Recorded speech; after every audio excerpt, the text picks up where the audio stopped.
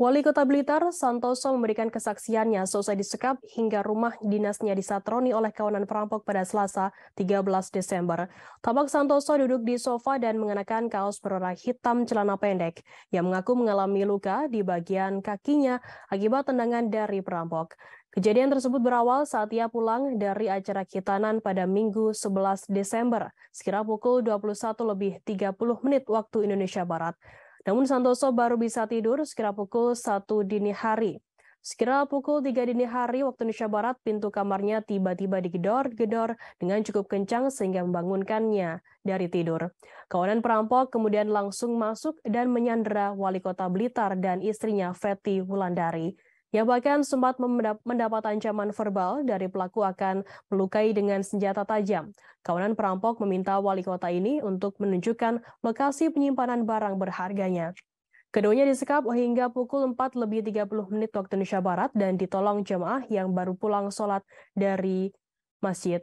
Sementara itu, Wakil Wali Kota Blitar, Cucu Sunario, mengatakan kondisi Santoso saat ini baik-baik saja. Menurut Cucu, Santoso memang mengalami luka sedikit di bagian kaki akibat ditendang pelaku perampokan.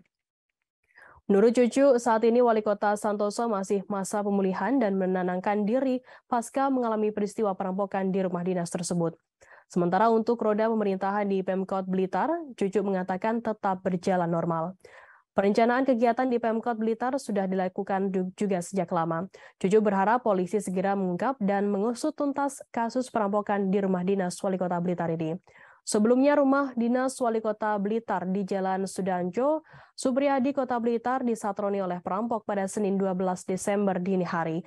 Bahkan dikabarkan kawanan perampok sempat menyandera Wali Kota Blitar Santoso, istrinya Fetty Wulandari dan 3 anggota Satpol PP yang berjaga di rumah dinas.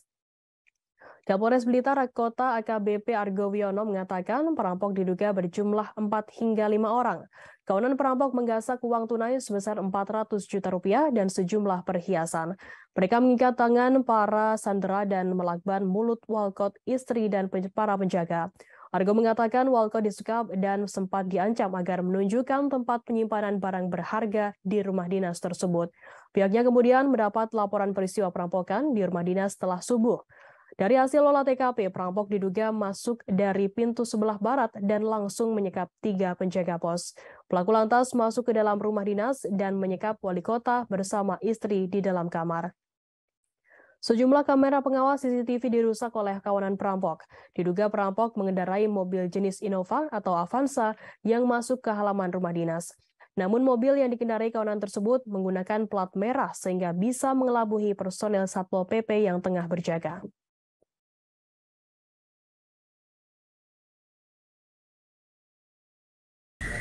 Jadi setengah 5 ini karena saya teriak-teriak minta tolong, dari Pol PP juga ternyata diperlakukan sama, sehingga jawabnya itu juga sama.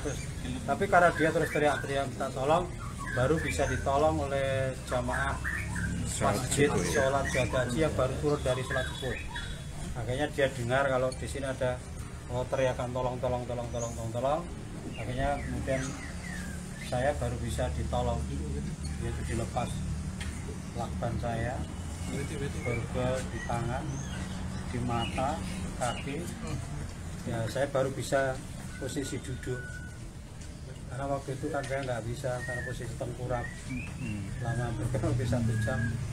Ya alhamdulillah Tuhan masih memberikan pertolongan pada saya. Pak, saat itu berarti tidak ada ajudan sama sekali yang di sini, Pak? Oh nggak ada, malam Pak. Terima kasih sudah nonton. Jangan lupa like, subscribe, dan share ya.